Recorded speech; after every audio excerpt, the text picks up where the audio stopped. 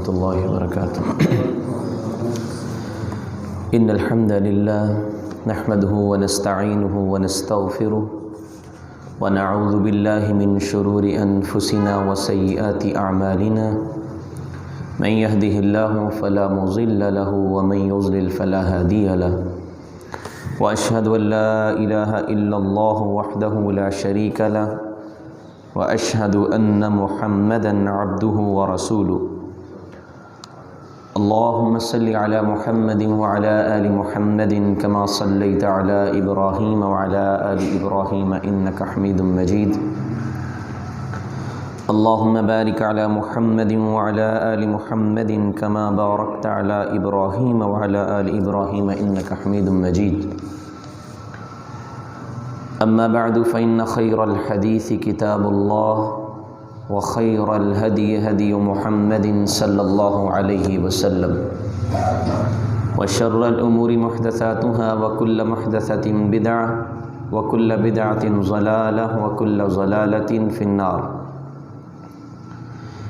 يا أيها الذين آمنوا اتقوا الله حق تقاته ولا تموتن إلا وأنتم مسلمون يا أيها الناس اتقوا ربكم الذي خلقكم من نفس واحدة خلق منها زوجها وبث منهما رجالا كثيرا ونساء واتقوا الله الذي تساءلون به والأرحام إن الله كان عليكم رقيبا يا أيها الذين آمنوا اتقوا الله وقولوا قولا سديدا يصلح لكم أعمالكم ويغفر لكم ذنوبكم ومن يطع الله ورسوله فقد فاز فوزا عظيما اللهم نور بكتابك قلبي وشرح به صدري وأنطق به لساني بحولك وقوتك يا أرحم الراحمين رب اشرح لي صدري ويسر لي أمري واحلل عقدة من لساني يفقهوا قولي رب زدني علما أعوذ بالله من الشيطان الرجيم بسم الله الرحمن الرحيم إن الله هو الرزاق ذو القوة المتين۔ ہر قسم کی حمد و ثنا، کبریائی، بڑائی، بزرگی اللہ مالک و خالق کی ذات کے لیے۔ تمام قسم کے جائز درود و سلام امام الانبیاء، سید الانبیاء، سید الرسل، امام کائنات حضرت محمد الرسول اللہ صلی اللہ علیہ وسلم کی ذات گرامی کے لیے۔ لائق احترام محترم معزز سامعین، انسان دنیا میں جیسے ہی آتا ہے اس کی ضرورتیں شروع ہو جاتی ہیں۔ جو بھی شخص، جو بھی انسان دنیا میں سانس لے رہا ہے اس کے ساتھ ایک ضرورتوں کا لمبا سلسلہ ہے جسے پورا کرنا لازم ہے۔ زندگی گزارنے کے لیے، جینے کے لیے ضرورتیں پوری کرنا ضروری ہے۔ اس کے لیے انسان محنت کرتا ہے، کوشش کرتا ہے۔ پچھلے خطبہ میں ہم نے یہ بات کی تھی کہ لوگ محنت کر لیتے ہیں، کوشش کر لیتے ہیں، لیکن اسباب وہ اختیار کیے جاتے ہیں جو دنیاوی اسباب ہیں، جو صرف ظاہر نظر آتے ہیں۔ تو ظاہری اسباب کو اختیار کر لیا جاتا ہے، جبکہ روحانی چیزیں ان کو بھلا دیا جاتا ہے۔ پھر انسان رزق کے لیے مارا مارا پھرتا ہے، پریشان ہو جاتا ہے، جبکہ رازق اللہ ہے، خالق اللہ ہے۔ رزق جو ہمارے پاس ہے وہ بھی اللہ کا ہے۔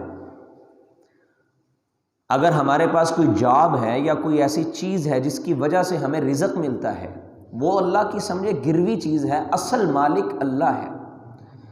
تو جو اصل مالک ہے، جو خالق ہے، جس نے بنایا انسان کو اور جس نے انسان کو بنا کے اس کے ساتھ ضرورتیں منسلک کی ہیں، وہ رب اگر کہے کہ یہ کام کرو تو میں تمہیں رزق دوں گا، وہ سب سے اچھی بات۔ اگر کوئی رزق کی وجہ سے پریشان ہے، اگر کوئی اس وجہ سے پریشان ہے، اس کو روزگار نہیں مل رہا، اس کے رزق میں اضافہ نہیں ہو رہا، تو وہ ان اسباب کو اختیار کر لے، تو یہ بات طے شدہ ہے، اس میں کوئی شک نہیں ہے کہ اس کے رزق میں اضافہ بھی ہوگا، اس کو اچھا روزگار بھی ملے گا۔ ان اسباب کی ہم بات کر رہے تھے، ان میں سے ایک سبب جو آج کی ہماری گفتگو ہے اس میں ہے احسان کرنا۔ اللہ رب العزت فرماتے للذین احسنوا فی ہذہ الدنیا حسنہ ولدار الآخرۃ خیر ولنعم دار المتقین۔ جو احسان کرنے والے ہوتے ہیں نا، ہذہ الدنیا حسنہ، اللہ اس احسان کا بدلہ دنیا میں ہی ان کو اچھا کر کے دے دیتا ہے۔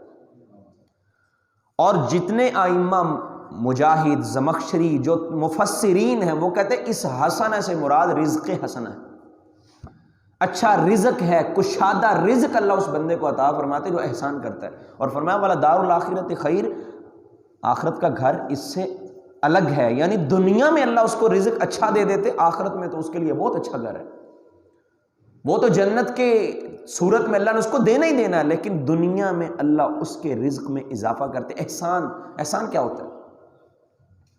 احسان کا مطلب یہ ہے جو رب کا حکم ہے اس کو مانا جائے، اس کی تعمیل کی جائے، وہ بندے کی ذات کے ساتھ ہو یا دوسرے بندوں کی ذات کے ساتھ اس کا تعلق ہو، یعنی اس کا تعلق میرے ساتھ ہے، یعنی اللہ کا کوئی حکم ہے، اس کا تعلق میرے ساتھ ہے، میں اس کو بھی پورا کروں، اور کسی اور بندے کے ساتھ ہے میں اس کو بھی پورا کرتا ہوں، تو میں احسان والا ہوں۔ اور جو احسان کرے اللہ دنیا میں اس کو اچھا رزق عطا فرما دیتے۔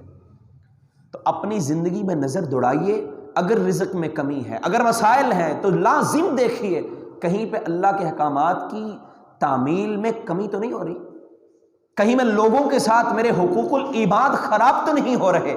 حقوق العباد اور حقوق اللہ اگر پورے ہیں، یہ ممکن نہیں آپ کا رزق میں اضافہ نہ ہو۔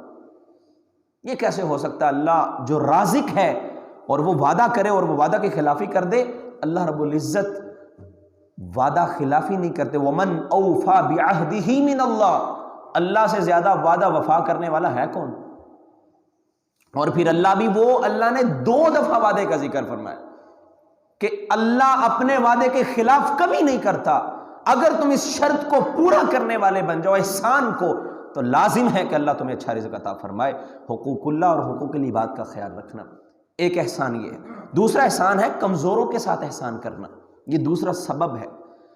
کمزور لوگ، لاچار، بے یار و مددگار، بے کس بے بس غریب لوگ، ان کے ساتھ مدد کرنا، ان کے ساتھ معاونت کرنا، ان کے بازو بن جانا، ایسے لوگوں کو بھی اللہ رزق حسنہ، اچھا رزق عطا فرماتے۔ نبی صلی اللہ علیہ وسلم کے پاس ایک صحابی ہیں، انہوں نے اپنے آپ کو کمزوروں پہ ترجیح دی، حضرت سعد رضی اللہ عنہ، انہوں نے کہا یہ کمزور تو ہم سے بدتر ہیں، ہم اعلیٰ ان سے۔ تو پتہ کیا اللہ کے رسول صلی اللہ علیہ وسلم نے فرمایا؟ آپ نے فرمایا هل تنصرون وترزقون الا بضعفائکم، ساتھ تم نہیں جانتے، تم نے ان کو کمزور سمجھ لیا اور کمزور سمجھ کے اپنے آپ کو برتر سمجھ لیا، خود کو اچھا بنا لیا، ان کو کمزور بنا دیا۔ کہا اللہ تمہاری مدد کرتا ہے اور تمہیں رزق دیتا ہے تو ان کمزوروں کی وجہ سے دیتا ہے، ان کمزوروں کی وجہ سے تمہارے رزق میں اضافہ کیا جاتا ہے، تمہیں رزق دیا جاتا ہے۔ ان کے ساتھ محبت کرو، ان کے ساتھ اچھا سلوک کرو گے تو رزق میں اضافہ ہو جائے گا۔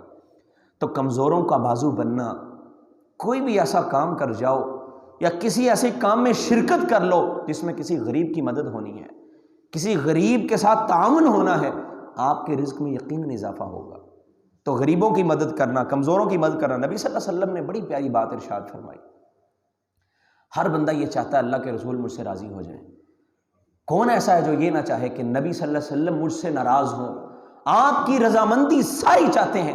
آپ نے کیا فرمایا؟ ابغونی فی ضعفائکم، میری رضا تلاش کرنی ہے تو غریبوں میں تلاش کرو، کمزوروں میں تلاش کرو، ڈھونڈو، اگر تمہیں کمزور مل جائیں ان میں بیٹھو، ان کی مدد کرو، ان کے دست و بازو بنو، میں تم سے راضی ہو جاؤں گا۔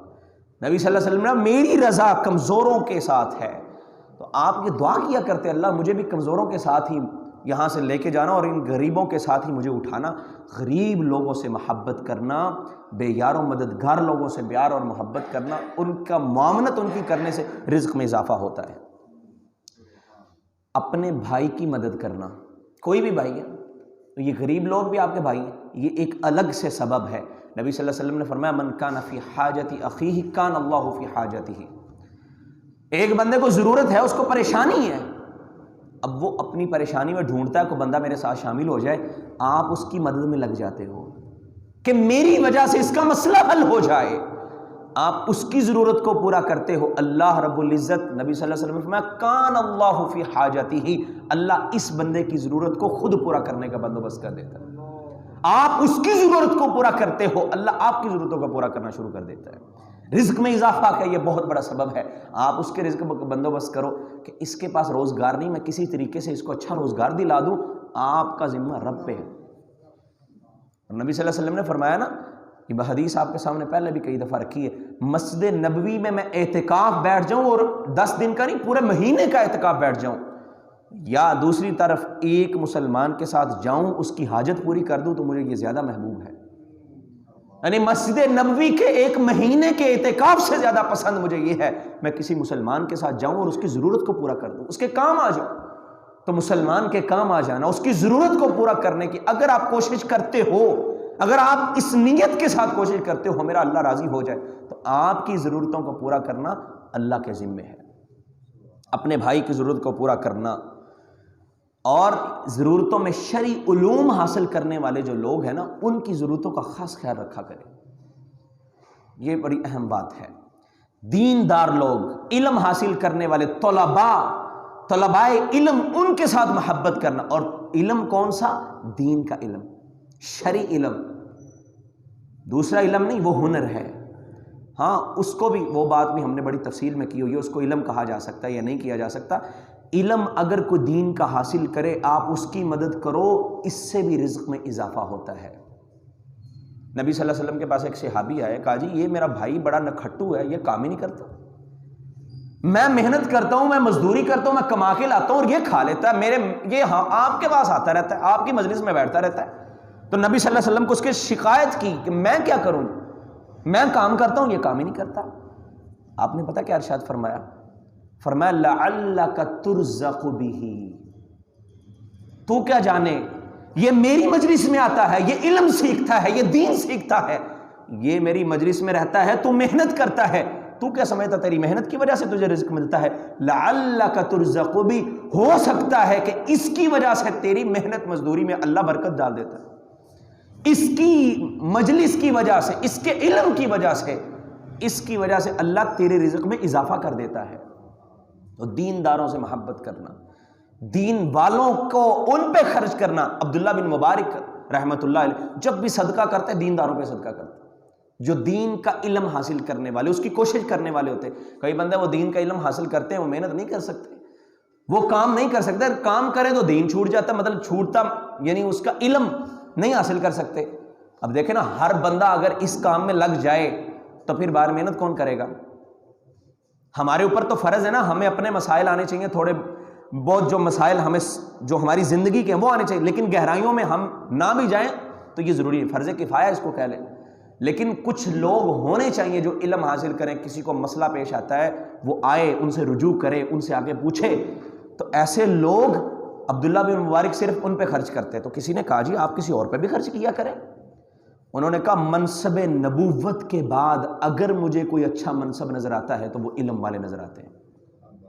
کہ نبوت کے بعد سب سے اچھے لوگ یہ ہیں، تو میں ان پہ ہی خرچ کروں گا، میں کسی اور پہ خرچ نہیں کرتا۔ عبداللہ بن مبارک جیسے محدث، تو ایسے لوگوں پہ خرچ کرنا، ان کے ساتھ محبت کرنا، یہ اللہ رب العزت کو بڑا پسند ہے، اور اس کی وجہ سے اللہ رزق میں اضافہ فرما دیتے ہیں۔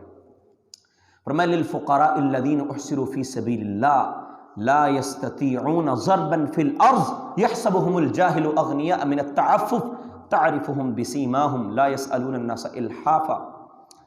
فرمایا کچھ لوگ ایسے ہیں جو دین کے علم حاصل کرنے کی وجہ سے باہر جا کے کام نہیں کر سکتے، وہ ایک جگہ بند ہو جاتے ہیں، ان کو بیٹھنا پڑتا ہے، علم حاصل کرنا پڑتا ہے۔ مدارس میں دیکھ لو، طلبہ کو بیٹھ کے علم حاصل کرنا پڑتا ہے، وہ باہر نہیں جا سکتے۔ اور جاہل جو ان کو جانتا نہیں، وہ سمجھتا ہے کہ یہ مانگتے تو ہے نہیں، یہ ضرورت مند نہیں ہے۔ لا يسألون الناس الحافا، وہ لوگوں سے چمٹ کے ان سے سوال نہیں کرتے، وہ ہاتھ نہیں پھیلاتے، وہ سفید پوش ہوتے، ہاتھ نہیں پھیلاتے، تو ہم سمجھتے شاید ان کو ضرورت ہی نہیں ہے. فرمایا ان کے ساتھ محبت کرو، ان کی مدد کرو، اللہ رب العزت اس کا بڑا اچھا بدلہ دے گا.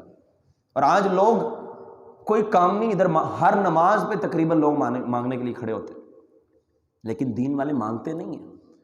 جو طالب علم ہوتا ہے نا مدرسے کا، وہ مانگتا نہیں ہے. بہرحال مدرسے والے آ جاتے ہیں کہ ہمارے مدرسے کو تعاون کرو، لیکن طلبہ علم بہرحال وہ بہت کم. اچھے بھلے لوگ آ کے یہاں پہ سوال کرنا شروع کر دیتے ہیں. مسجد یوں لگتا ہے کہ مسجد صرف مانگنے کی جگہ ہی رہ گئی ہے، بس اور کوئی کام ہی نہیں ہے. نماز پڑھو، مانگ. ایک لڑکی نے اس دن اپیل کر دی اور لوگ پیسے دیے جا رہے، اچھے بھلے ہینڈسم، لڑکا بھی اتنا خوبصورت ہے، لڑکی بھی ہینڈسم ہے، سب کچھ. باہر ایک اور کھڑی ہوئی ہے، پیسے لے کے وہ گئے، کچھ بھی نہیں. یہ ایسے فراڈ کرنے والے لوگ آتے ہیں اور ہم چلو جی کوئی بات، اچھی بات ہے، اللہ نے آپ کے اندر خیر رکھی ہے، لیکن ایسوں کی حوصلہ شکنی کرنی چاہیے بندے کو. ہاں بندے کو پتہ چل جاتا ہے یہ مستحق ہے، اس کی مدد کرے، اس کے ساتھ جا کے اس کو ضرورت پوری کر دیں، یہ بات ہے.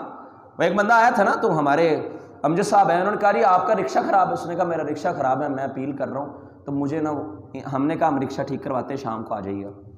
آج تک نہیں آیا وہ بندہ. ضرورت نہیں ہوتی مانگنے کی، ان کو لت لگی ہوتی ہے. تو بہرحال میرے کہنے، میں نے یہ بات اس لیے کی، قرآن کہتا ہے لا یسألون الناس الحافا، وہ لوگوں سے چمٹ کے مانگتے نہیں ہیں. اور تعرفهم، اور جاہل یہ سمجھتا ہے اغنیاء من التعفف، وہ کہتا ہے یہ تو مالدار ہے کیونکہ یہ مانگتا نہیں ہے. جو مانگے نہ اس کو مالدار سمجھ لیا جاتا، اور جو مانگے اس کو ہی فقیر سمجھنا، یہ غلط بات ہے. دیکھو ڈھونڈو کون نہیں مانگتا. اس لیے ہم نے مسجد میں بھی سلسلہ شروع کیا نا، جو نہیں مانگتے، جو ہاتھ نہیں پھیلاتے، ان کے گھر تک بھی کچھ نہ کچھ پہنچایا جائے. یہ ہے بات. اگر یہ کوشش کرنے والے بن جائیں، اللہ آپ کی مدد کرے گا. اور علم والے اس کے سب سے زیادہ مستحق ہوتے ہیں. ایک بڑی خوبصورت بات اور بڑا سچا واقعہ، دمشق کا ایک قبرستان ہے، اس کا نام ہے دحداح. علم والوں سے محبت کرنا کتنا اللہ کو پسند ہے. جو علم حاصل کرنے پہ لگ جائے اس کے ساتھ تعاون کرنا اللہ کو کتنا پسند ہے. یہ قبرستان ہے اور یہاں پہ ایک گورکن ہے، عبد الرحمن حفار. وہ کہتے ہیں ایک دن قبر، ایک عورت آئی، اس نے کہا جی میرے لیے ایک قبر بنا دیں. ٹھیک ہے، مطلب ایک قبر، کوئی ان کا فوت ہو گیا. کہتا میں نے قبر بنائی، چند لوگ آئے جنازہ لے کے، اس کو جب میں دفنانے لگا نا، میت کو ہاتھ میں پکڑ کے، ینفتح القبر ویصبح روضۃ من ریاض الجنہ، کہتے قبر کھل گئی اور جنت کے باغوں میں سے ایک باغیچہ بن گئی. اور دو فرشتے گھوڑے پہ سوار ہو کے آئے اور اس میت کو لے کے چلے گئے. جب اس گورکن نے یہ منظر دیکھا نا، حفار کہتے ہیں گورکن کو، قبر بنانے والے کو، جب اس نے یہ منظر دیکھا تو بے ہوش ہو گیا. اس کو ہوش آیا، لوگوں نے اس کو پانی شانی کے چھینٹے مارے، اٹھایا، کہا کیا ہوا تمہیں؟ کہتا میں نے یہ دیکھا، رأیت کذا و کذا، میں نے یہ منظر دیکھا ہے کہ اس طرح سے قبر کھلی. اور یہ انہوں نے کہا یہ دیوانہ ہو گیا، اس کو وہم ہو گیا ہے. تو وہ چھوڑ کے چلے گئے. کچھ مہینے گزرے، وہ عورت پھر آئی، کہتی ہے میرے لیے ایک اور قبر بنا دو. اس نے قبر بنائی. پھر جب اس کو دفنانے لگا نا، تو وہی منظر اس نے پھر دیکھا. قبر کھلی اور جنت کے باغیچوں میں سے باغ بن گئی، اور فرشتے گھوڑے پہ آئے اور اس میت کو لے کے چلے گئے. اب اس نے چونکہ پہلے دیکھ لیا تھا، اس لیے اب یہ بے ہوش نہیں ہوا. وہ عورت کے پیچھے بھاگا، کہتا بتاؤ تم کون ہو، کہاں سے آئی، کہاں رہتی ہو؟ نے کہا میں پہلے پریشان ہوں، مجھے پریشان نہ کرو. کہتی کیوں پوچھ رہے ہو؟ کہتا میں نے یہ منظر دیکھا ہے، پہلے بھی دیکھا تھا. کہتی جو پہلا تھا وہ بھی میرا بیٹا تھا، یہ بھی میرا بیٹا تھا. ان کا عمل کیا تھا مجھے یہ کوئی میں داستان گوئی نہیں کر رہا، یہ سچا واقعہ ہے. اور آج بھی آپ اگر دیکھتے ہیں نا، بڑے بڑے علماء کے اندر، محدثین میں ایک نام آپ کو آئے گا، عبد الرحمن حفار، دمشق کے بہت بڑے محدث ہیں. وہ یہ گورکن تھا، وہ یہ قبر کھودنے والا محدث تھا. کیوں بنا؟ اس نے جب کہا نا، اس نے کہا یہ منظر، مسئلہ کیا ہے؟ اس نے کہا میرا ایک بیٹا محنت کرتا تھا، وہ کام کر کے پیسے لاتا، اور دوسرا علم، دین کا علم حاصل کیا کرتا تھا. وہ خرچ اس پہ کر دیتا اور یہ اپنا کام دین کا چلا لیتا، اور وہ محنت کرتا. دونوں فوت ہو گئے، اللہ نے دونوں کو بلند مقام دے دیا ہے. یہ عبد الرحمن، ان کے دل کو بات لگی کہ علم دین اتنا اچھا ہے، اتنی خوبصورت بات ہے. جیسے عبد الرحمن السلمی کہتے ہیں نا یہ جو حدیث ہے خیرکم من تعلم القرآن وعلمہ، تم میں سب سے اچھا وہ ہے جو قرآن پڑھتا بھی ہے اور پڑھاتا بھی ہے. کہتے اس حدیث نے اقعدنی مقعدی ھذا، 70 سال ہو گئے میں مسجد میں بیٹھ کے صرف دین کا علم ہی دے رہا ہوں لوگوں کو، کیونکہ دین والا بہت اچھا ہوتا ہے. عبد الرحمن کہتے ہیں مسجد میں گیا اور مسجد میں جا کے وہاں ایک شیخ موجود تھے، کہتے ہیں میں علم حاصل کرنے آیا ہوں. انہوں نے کہا تیری 45 سال عمر ہو گئی ہے، 45 اور 50 سال تقریباً قریب عمر، تو تجھے ابھی یاد آیا؟ اس نے کہا نہیں، میں نے قبرستان میں یہ واقعہ دیکھا ہے، یہ منظر دیکھا ہے. انہوں نے کہا چلو اللہ کا نام لے کے شروع کرو. انہوں نے علم حاصل کیا اور پھر وہ محدث بنے. عبد الرحمن تو ان کا نام ہے اور حفار ان کا لقب، کیونکہ وہ قبر کھودنے والے بھی تھے. عبد الرحمن حفار بہت بڑے محدث بنے کیونکہ وہ دین دار بنے. اور انہوں نے منظر کیا دیکھا؟ ایک بھائی محنت کرتا ہے اور ایک علم دین حاصل کرتا ہے، اس پہ خرچ کر دیتا ہے. اللہ ہمیں دین والوں سے محبت کرنے کی توفیق عطا فرمائے. یہ چند دن پہلے انڈیا کے اندر ایک عالم دین سردی کی وجہ سے فوت ہو گئے. گھر میں ٹھنڈ اتنی تھی، بیچارے کے پاس بندوبست نہیں تھا، ٹھنڈ کی وجہ سے بندہ فوت ہو گیا اور کسی کو پرواہ نہیں کہ عالم دین ہے اور وہ علم والا بندہ، اس کے گھر کی پرواہ کر لی جائے. تو علماء کے ساتھ مسائل دیکھیں نا، ڈاکٹر کے پاس جاؤ آپ 500 روپے مشورہ فیس ہے، حیرت کی بات ہے. بڑے ہاسپٹل میں جاؤ تو مشورہ فیس بھی بڑھ جاتی، مشورہ فیس. اور مولوی صاحب کو بٹھا کے گھنٹہ آپ مسئلہ آپ کو نہیں آتا، نہیں جی ایسے نہیں ایسے، وہ بیچارہ سمجھاتے گا، 1 روپیہ نہیں اس نے لینا. تو ضرورت کا خیال رکھنا چاہیے نا ہمیں. بندہ سردی سے فوت ہو جائے، بدبختی کی انتہا ہے. آپ کے بچے کو پڑھانے والے قاری صاحب کے گھر میں چولہا نہیں جلتا، اگر کوئی اس کو مسئلہ ہے آپ کو فکر ہونی چاہیے اس کی. علماء بہرحال یہ الگ سے ایک موضوع ہے کہ ہم علماء کے ساتھ کیا کرتے ہیں. اللہ ہمیں سمجھ دے. ان کے ساتھ محبت کرنا یہ دنیا بھی بنتی ہے، آخرت بھی بنتی ہے. دنیا میں اللہ رزق میں اضافہ فرما دیتے ہیں. اگلی بات، صدقہ و خیرات کرنا. صدقہ کرنے سے اللہ مال میں اضافہ فرما دیتا ہے. ما نقصت صدقۃ من مال، صحیح مسلم کی روایت ہے، نبی صلی اللہ علیہ وسلم نے کیا فرمایا؟ صدقہ مال کو کم نہیں کرتا. کتنی بڑی بات. ایک سائنسدان ہمیں کو بات کر دے نا، یہ کرو گے تو ایسے ہوگا، ہم کہیں گے ایسے ہی ہوگا، کیونکہ اس کی بات میں سچائی ہے. نبی صلی اللہ علیہ وسلم کہہ رہے صدقہ مال کو کم نہیں کرتا. جب جب دو گے اس کا بدلہ اچھا ملے گا، وہ تمہارے مال کو مزید بڑھائے گا. تو زیادہ سے زیادہ صدقہ کیا کرو. صدقہ مال کو کم نہیں کرتا، بلکہ وہ قرآن کا مثل الذین ينفقون فی سبیل اللہ، جو اللہ کے راستے میں خرچ کرتے ہیں، ان کی مثال ایسے ہے کہ جیسے ایک بیج بویا جائے، پھر وہ بیج جب اگتا ہے تو اس میں 7 بالیاں 7 سٹے، اور ہر سٹے میں 7 بالیاں ہوتی ہیں، اور ہر بالی میں 700 دانہ ہوتا ہے. کتنی تعداد بڑھ جاتی ہے. 1 روپیہ خرچ کرنے والے کو اللہ اتنا بڑا اجر عطا فرماتا ہے. تو صدقہ کرنا، خیرات کرنا، بلکہ صدقہ و خیرات تو اتنی بڑی چیز ہے. نبی صلی اللہ علیہ وسلم نے فرمایا داؤ مرضاکم بالصدقہ، اپنے مریضوں کا علاج صدقے کے ذریعے کیا کرو. اور اس حدیث پہ ایک بندے نے عمل کیا. اس نے کہا حدیث ہے، ہمارے وہ ان کے عزیز کہتا ہے ٹھیک نہیں ہو رہے. سارے ڈاکٹروں نے جواب دے دیا صدقہ کرو. صدقہ کیا، ٹھیک ہو گئے. کیوں؟ اللہ کے رسول کے فرمان میں سچائی ہے، یقین تھا. اگر آپ کو یقین ہے، نبی صلی اللہ علیہ وسلم فرماتے کبھی مال کم نہیں ہوتا. اگر تم صدقہ کرنے والے بن جاؤ تو صدقہ کرو، مال کم نہیں ہوتا تو کیا کرو نا. ہمیں لگتا ہے کہ میری جیب سے پیسے گئے تو کم ہو گیا، لیکن جو اس کا واپس ملنا ہے، یوں سمجھیں آپ ایک انویسٹمنٹ کرتے ہیں کہیں پہ، آپ کو اس کا ریٹرن زیادہ ملتا ہے. اللہ کے ساتھ یہ معاملہ کیا کریں. اللہ رب العزت کیا فرماتے ہیں؟ وَمَا أَنفَقْتُم مِّن شَيْءٍ فَهُوَ يُخْلِفُهُ وَاللَّهُ وَهُوَ خَيْرُ الرَّازِقِينَ.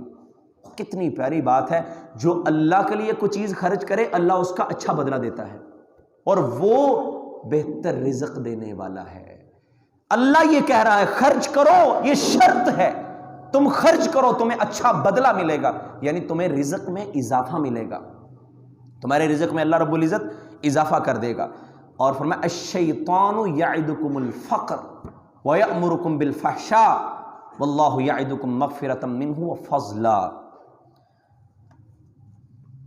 اگر شیطان کی بات مانو، وہ پتہ کیا کرتا ہے؟ شیطان تمہیں ڈراتا ہے فقیری سے. وہ تمہیں فقیری کا اوے مال خرچ کرو گے فقیر ہو جاؤ گے، مال کم ہو جائے گا. نہ، ایسا نہ کرنا. شیطان کے جھانسے میں آ گئے تو مال نہیں خرچ کرو گے تو وہ تمہیں فقیر کر کے چھوڑے گا. اور فرمایا اللہ کا وعدہ فضل کا ہے. فضل کیا ہوتا ہے؟ رزق میں اضافہ، رزق میں وسعت ہو جانا. اور فرمایا یا ابن آدم، آدم کے بیٹے، انفق علی، جب تو خرچ کرے گا نا تیرے اوپر بھی خرچ کیا جائے گا، جب تو خرچ کرے گا اللہ تیرے اوپر خرچ کرے گا، اللہ تجھے اس کا بدلہ عطا فرمائے گا۔ اللہ کے ساتھ سودا کیا کرو، اللہ کے لیے خرچ کرو، اللہ وہ بدلے میں لازم عطا فرمائے گا۔ ہمارے ایک ساتھی یہاں پہ نمازی ہیں، کہتے ہیں ایک دفعہ جمعے میں نے اعلان کیا کہ وہ ہمیں اس وقت بل کا مسئلہ تھا، تو کہتے ہیں میں نے یہاں وعدہ کیا، دل میں سوچا کہ میں اتنے پیسے بل کے لیے دوں گا، میں سچی بات بتا رہا ہوں، یہاں بھی جمعے کے لیے آئے ہوں گے، ان سے پوچھ لیجیے گا۔ کہتے ہیں میں نے نیت کی کہ میں اتنے پیسے دوں گا، مسجد سے باہر نہیں نکلا تھا، کہتے ہیں مجھے ایک آرڈر آیا، مجھے 10 گنا زیادہ اسی وقت اللہ نے مسجد میں عطا فرما دیا۔ یعنی ایک آرڈر اگر مجھے پتہ چل گیا اس میں مجھے جتنے کی میں نے نیت کی ہے نا اس کا 10 گنا مجھے زیادہ مل رہا ہے، تو اللہ رب العزت کے ساتھ اگر نیت سچی ہو اور یقین ہو کہ رب کہتا وَمَا أَنفَقْتُم مِّن شَيْءٍ فَهُوَ يُخْلِفُهُ، جب تم اللہ کے لیے کچھ بھی خرچ کرو، شیء نکرہ ہے، کوئی بھی چیز، اس میں یہ نہیں ہے کہ تم لاکھوں روپے خرچ کرو، 1 روپیہ بھی شیء میں آ سکتا ہے، ایک چھوٹی سی کھجور کی گھٹلی بھی شیء میں آ سکتی ہے۔ نکرہ کہتے ہیں کسی بھی چیز کو، کوئی بھی چیز ہو سکتی ہے، اگر تم کچھ بھی دو اللہ کے خرچ، یہ نہیں اللہ کہ تمہاری انویسٹمنٹ زیادہ ہوگی تو تمہیں ریٹرن ملنا ہے، تھوڑی انویسٹمنٹ سے نہیں ملے گا۔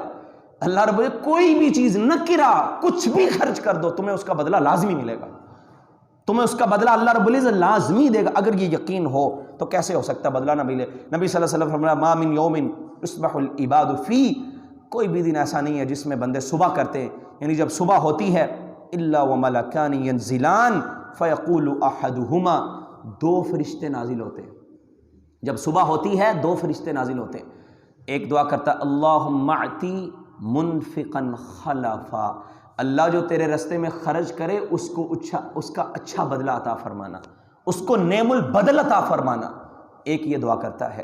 اور دوسرا دعا کرتا ہے اللہم اعطی ممسکا تلفا، اللہ جو تیرے رستے میں خرچ نہ کرے اس کے مال کو تلف کر دے۔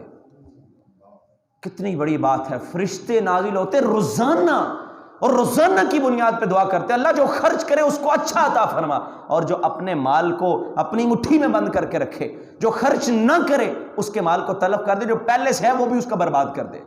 اور یہ فرشتہ دعا کر رہا ہے، اور قرآن کہتا ہے فرشتے وہی کام کرتے ہیں جو رب ان کو کہتا ہے، اس کا مطلب فرشتوں کو دعا کا اللہ نے کہا ہے، اللہ کے کہنے پہ وہ دعا کرتے ہیں، اور اللہ ان کی دعا کو رد بھی نہیں کرتا۔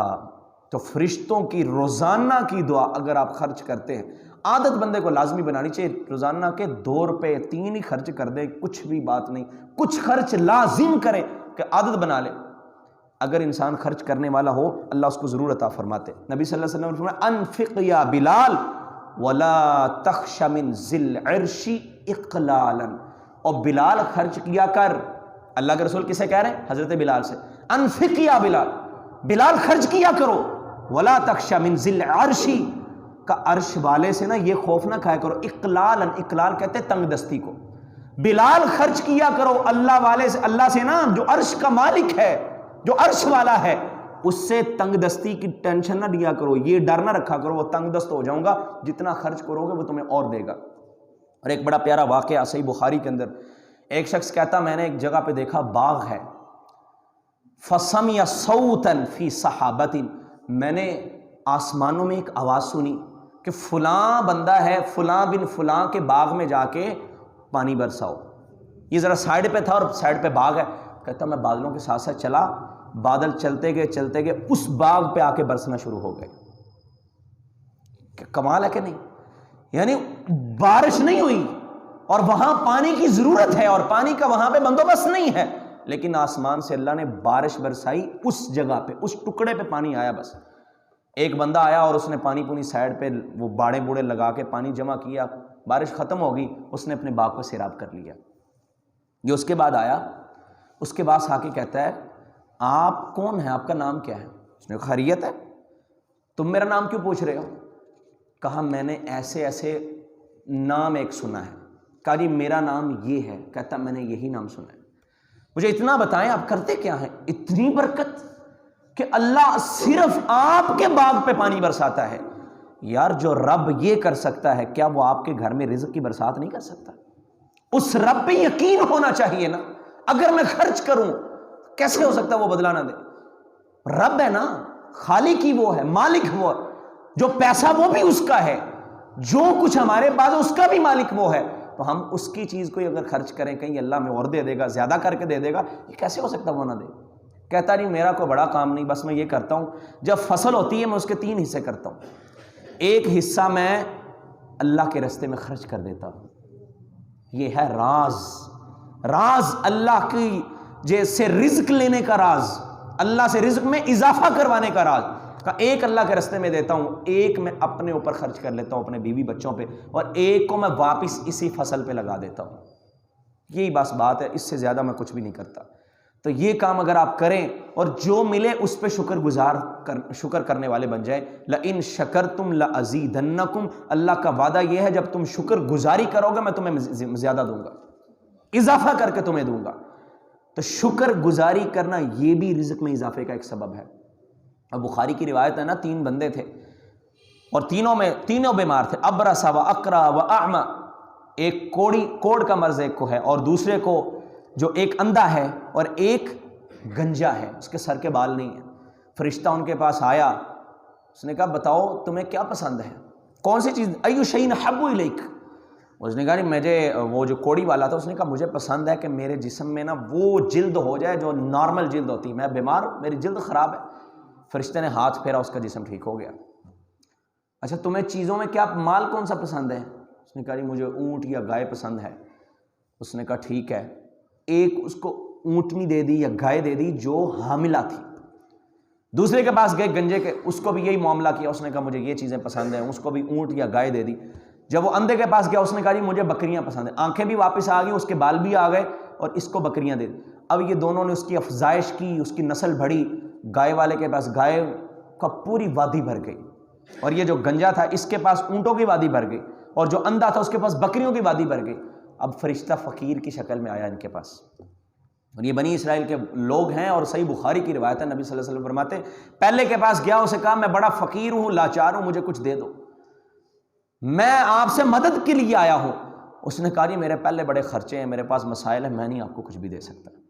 فرشتے نے اسے کہا تو جانتا نہیں ہے، تو تو کوڑی کا مریض تھا، تیرے اوپر مسائل تھے، لیکن اللہ نے تجھے اتنا نواز دیا، اب تو اللہ کے راستے میں خرچ ہی نہیں کر سکتا۔ انہوں نے کہا نہیں یہ میرے باپ دادا کی وراثت میں سے مجھے ملا، میری محنت کی وجہ سے ملا ہے، میرے پاس سب کچھ میرا اپنا پرانا ہے۔ نہ شکری کی اس نے۔ دوسرے کے پاس گیا، اس نے بھی یہی کام کیا۔ جب اندھے کے پاس گیا جو بکریوں والا تھا، اس نے کہا ہاں یہ سب کچھ اللہ کا دیا ہوا ہے، میں تو کچھ بھی نہیں تھا۔ شکر گزاری اس نے کی۔ کہتا جاؤ جتنی بکریاں دل کرتا لے جاؤ، کیونکہ میرے رب نے مجھے دی ہیں اور یہ رب کا مال ہے۔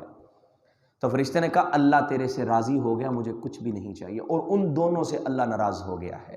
اور جس سے اللہ ناراض ہو جائے اللہ پھر اس کو نہیں دے۔ لَإِن شَكَرْتُمْ لَأَزِيدَنَّكُمْ، اور اگر تم شکر گزاری کرو اللہ مزید اضافہ کرے گا، اگر نہ شکری کرو گے تو اللہ پہلا بھی چھین لے گا۔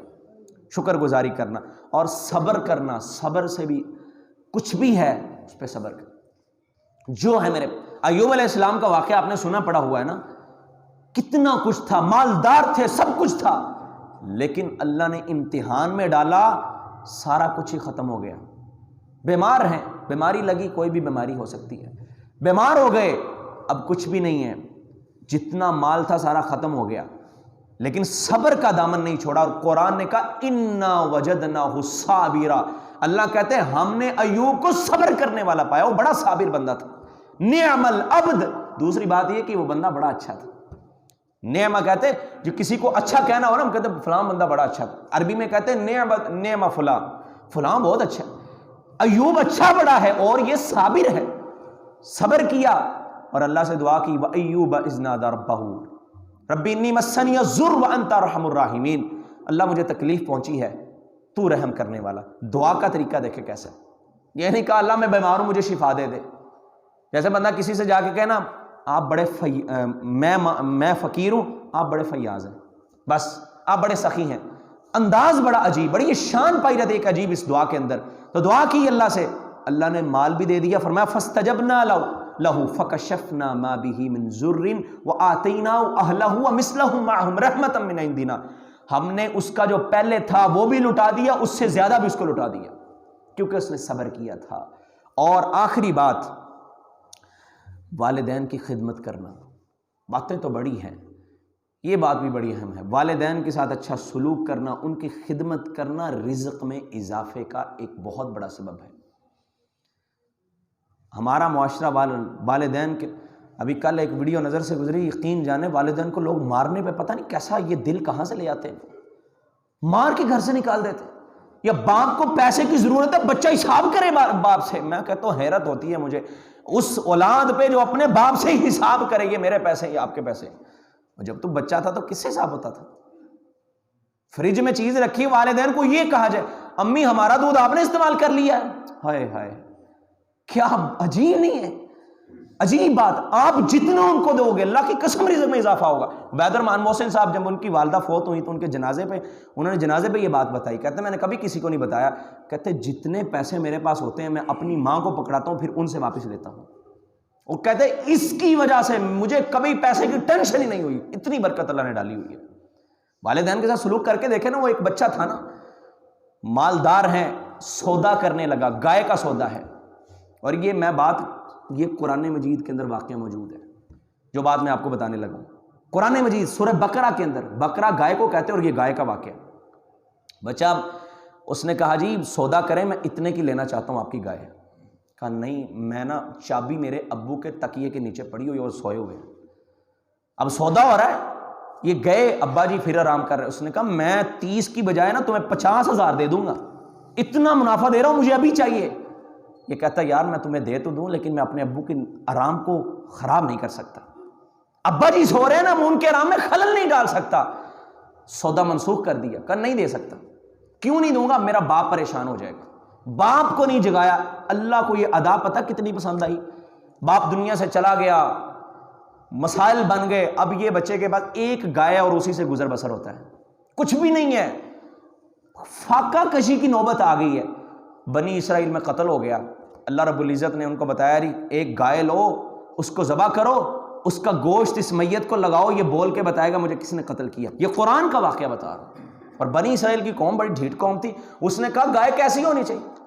قالوا ادع لنا ربک یبین لنا ما ہی، اللہ کو پوچھ کے بتاؤ وہ گائے کیسی ہو۔ ہیلا کر رہے ہیں کہ جان چھوٹ ہی جائے، اور پھر رب نے بھی مزید سختی کر دی، اچھا ان کو بتاؤ گائے ایسی ہونی چاہیے، گائے نے کبھی کام نہ کیا ہو، گائے ایسی، اس کا رنگ یہ ہونا چاہیے۔ لمبی بات ہے، میں بارہ تفسیر میں نہیں جا رہا۔ وہ گائے کی اللہ نے ساری نشانیاں بیان فرما دی، اب بھی ان کا کچھ سوال بچا ہی نہیں، مجبور ہو گئے، اب کیا سوال کریں، ختم ہو گئے سوال، اب ڈھونڈو گائے۔ اب یہ ڈھونڈتے پھر رہے ہیں، اس بچے کی گائے میں ساری نشانیاں پائی جاتی، کہتے ہیں ہمیں دے دو۔ اس نے کہا بھائی میں تو اس کو سودا نہیں کروں گا، میں تو غریب بندہ ہوں، اسی سے تھوڑا بہت میرا جو کام ہوتا ہے، میں اور کام نہیں کر سکتا۔ کہا جتنا مال چاہیے دے دیں گے، گائے کو تول لو، اس کے وزن کے برابر تمہیں سونا دیتے ہیں، ہمیں یہ گائے دے دو۔ اتنا نوازا اللہ نے اس کو، باپ کی خدمت کی، باپ کے ساتھ محبت کی کہ میں اس کو بیدار نہیں کر سکتا۔ اور اللہ رب العزت راضی ہو جائے، والدین کی خدمت یہ بہت عظیم عمل ہے۔ اپنے والدین کی ضرورتوں کا خیال رکھا کرے، ان کو کہنا نہ پڑے کہ بیٹا میری یہ ضرورت ہے۔ کبھی ان کو بھی جا کے، ہم تو جاتے نا پکنک پہ جا رہے ہیں، کبھی باہر ڈنر کرنے جا رہے ہیں، کبھی کہاں، کبھی اپنے ابو کو امی کا چلیں آج میں آپ کو باہر سے کھانا کھلا کے لاتا ہوں، نہیں پسند والدین کو، لیکن کبھی لے کے چلے جانا چاہیے انسان۔ وہ ان کو کوئی چیز لا کے کبھی ان کی پسند کی لے کے دو، آؤ میں آج آپ کو کپڑے لے کے دینا چاہتا ہوں، آپ کی کو پہلی تنخواہ آئی ہے، کو منافع آیا، ابو کو دے دو، امی کو۔ یہ محبت والدین سے ہو، یقین جانیے آپ کے رزق میں ضرور اضافہ ہوگا۔ اور صلہ رحمی، وہ انشاءاللہ ہم بعد میں بات اس کی کریں گے۔ نبی صلی اللہ علیہ وسلم نے فرمایا جو چاہتا ہے کہ اس کی عمر میں برکت ہو جائے، رزق تو چھوٹی بات ہے، عمر میں برکت ہو جائے، عمر لمبی کرنے کے لیے لوگوں کو کہا جائے وہ اربوں روپے لگا دیں کہ میری عمر زیادہ کر دو، یہ نسخہ سمجھ لو، رزق بھی عمر بھی، عمر میں برکت چاہتے ہو، رزق میں برکت چاہتے ہو، والدین کے ساتھ اچھا سلوک کرو۔ اللہ ہمیں والدین کی قدر کرنے کی توفیق عطا فرمائے، اور رزق کے جو روحانی یہ اسباب ہیں ان کو اختیار کرنے کی توفیق عطا فرمائے، ان کو اختیار کر لیجئے، اس کے بعد آپ کا یہ عذر کبھی نہیں رہے گا کہ میرے رزق میں اضافہ نہیں ہوتا، کیونکہ اللہ کا یہ وعدہ ہے۔ یہ اسباب نبی صلی اللہ علیہ وسلم نے بتائے ہیں یا رب کے قرآن نے بتائے۔ اللہ ہمیں یہ اسباب اختیار کرنے کی توفیق عطا فرمائے، اور ہم سب کو رزق حلال کمانے کی توفیق عطا فرمائے۔ وآخر دعوانا الحمدللہ رب العالمین۔